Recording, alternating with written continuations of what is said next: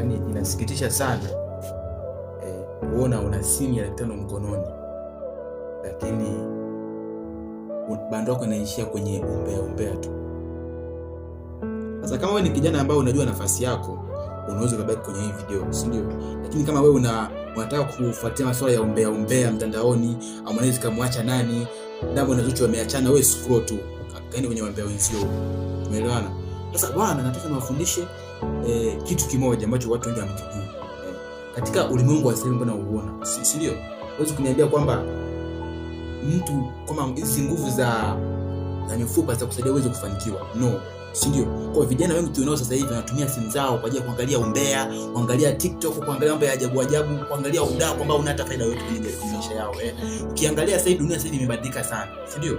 Kwa hiyo kijana kama kijana unatakiwa uweze kutumia simu yako au kutumia mtandao vizuri, ikiwemo kujifunza, si ndio? Acha na masuala ya udaku. Umeelewana kama vijana? Hiki kikao nazungumza na wale watu ambao wanajua nafasi zao, ambao wanajitambua.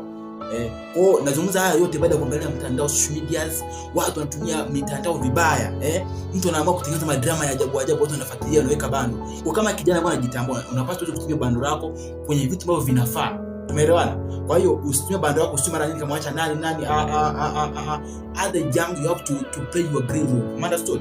Kwa hiyo you have to invest in yourself. Si ndio? Kwa achana na masuala ya kuzunguka, achana na mambo mengi, si ndio? Kwa na hisi kama umenielewa, umenielewa. This is our rap. Understood? Kwa hiyo come for better tips. Understood? Kwa hiyo ili uweze kupata vitu vingi tofauti, jitahidi kutembelea page yangu na group letu. Si ndio? This is Romerick Digital. Thank you for listening to me. Thank you and God bless you.